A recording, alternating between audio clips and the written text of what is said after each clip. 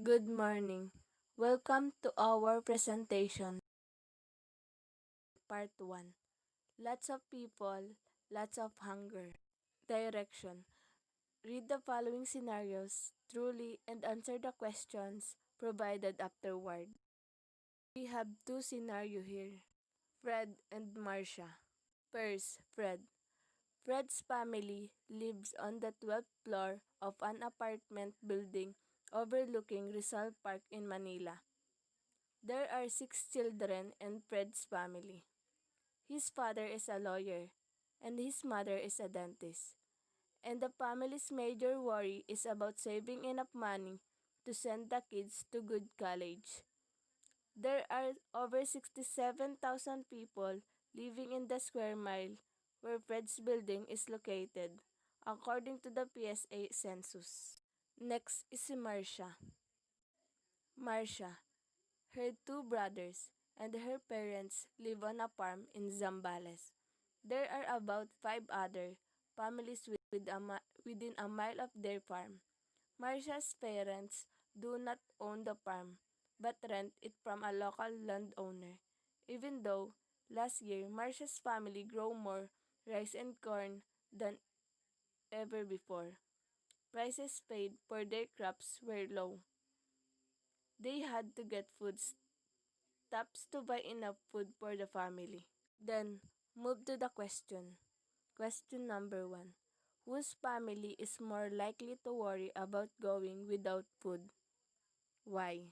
Number 1. The family is more likely to worry about going without food is Fred's family. Even though they are professional, they save their money to send the kids to a decent school. They didn't think about onward on saving money for food or their daily needs in the future. Most people are experiencing hunger because they don't have work to sustain food and didn't save money. Question number 2. Whose family lives in an overpopulated area? Number 2. The family who lives in an overpopulated area is Fred's family. They live in buildings wherein, as far as I know, many live there, and the surrounding or environment is overpopulated that we call urban. That's all. Thank you. Let's proceed to part 2. Which countries do you think are overpopulated? Direction. Using the figure below, fill up the table of the information needed using your impressions to the 10 countries listed below. You can see they have 10 countries. Cambodia, normally populated. Indonesia, normally populated. Laos, normally populated. Malaysia, overpopulated. Myanmar, normally populated. Philippines, normally populated. Thailand, normally populated. Vietnam, normally populated. Southeast Asia and USA are normally populated. So let's proceed in the graph. So question number 1. Which country has more farmland? So based on the graph, the circling line is Thailand because Thailand has more farmland. So question number 2. Does the low ratio of farmland in the USA cause hunger? Why?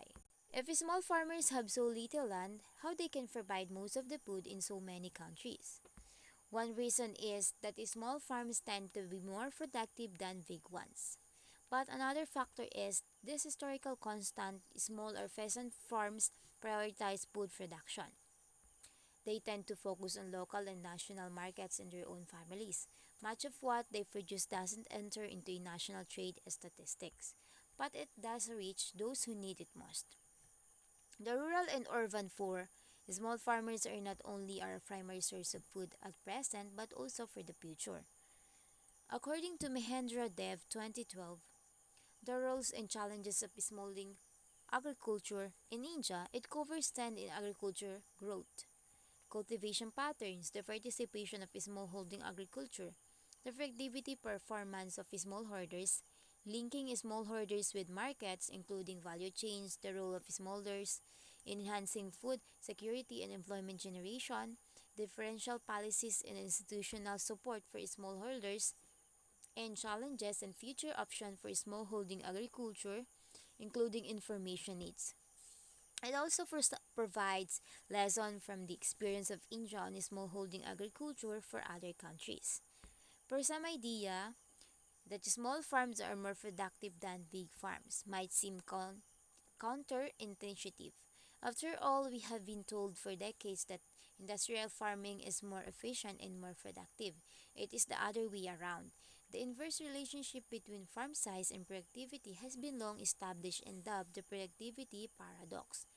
We feel confident that the prime conclusion are small farms continue to be top food producers globally.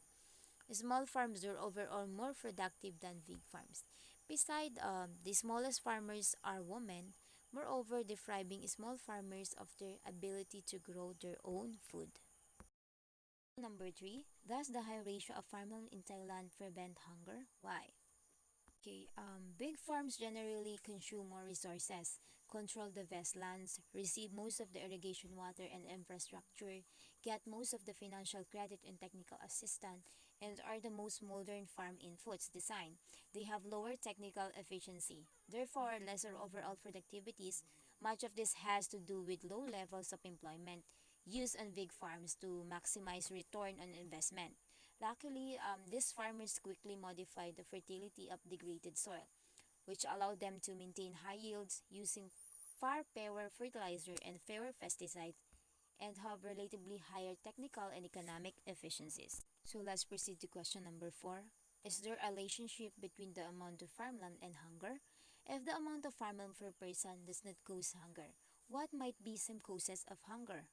Yes, there is a relationship between farmland and hunger because the per capita food supply has increased as population have grown, mostly due to expanding yields. Population growth is high where starvation also increases, but that doesn't mean that population growth makes hunger inevitable. On the contrary, we see that families famine has fallen fastest in countries with high population growth. The primary most noticeable cause of hunger is poverty, that even enough food exists to feed the world populations. A large sector still lives in such poverty that it can afford even the most basic food items. It creates a continuous poverty trap. Another major cause of hunger is natural disaster and climate change. Storms and droughts both are on the rise, damage crops and lead to massive food shortage. Often, the poorest countries are the one least equipped to deal with these disasters, and the greenhouse gases that lead to climate change originate from the wealthy nations. One way to remedy this problem is to increase foreign investment in agriculture, establishing adequate infrastructures, cultivating the properly managing water usage, and practical use of facilities can help securely handle the fallout from a natural disaster. Unfortunately, most slow developing countries lack the resources and the knowledge to shore up the agricultural sector by themselves. However, foreign investment in the agriculture sector of developing countries would go a long way towards helping them become self-sustainable. Finally, war represent another major cause of hunger. The most war-torn areas in the world around tend to suffer the most from starvation. In warfare, food is considered a weapon. Farms and livestock ravage to starve the oppositions into submission. There are various incidents that cause global hunger, but the good news is that all of them are preventable. Okay, moving forward to part 3. Below are the population pyramids of New Zealand, Japan, and South Korea, three of the top 10 dream destination of aspiring OFWs according to the jobstreet.com. Choose only one and study it carefully. Answer the questions that follow in a concise manner. So, as you can see now, to our present slide, this is the graph of Japan and New Zealand.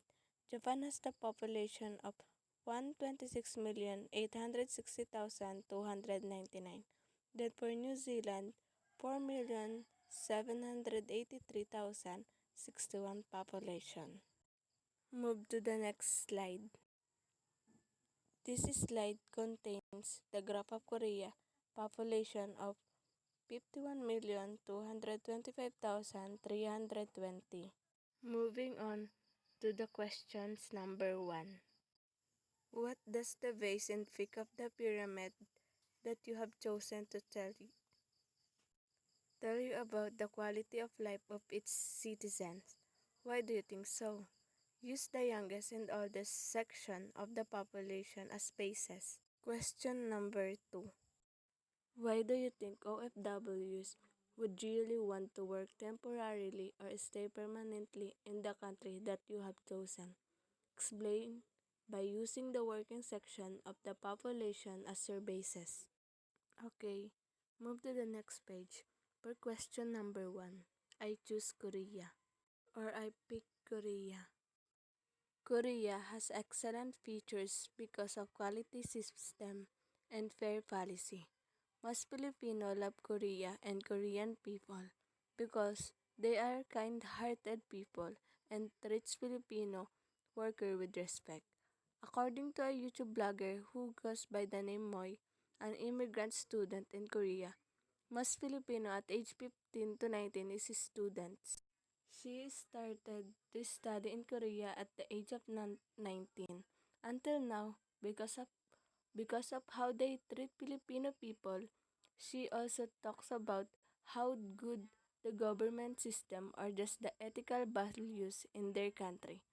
Besides, the fact that the salary is so good, the most seniors age up to 85 to 89 still has permanent jobs and is treated well by Korean people. Answer number 2. Many Filipino that is working in Korea and some want permanently and temporarily.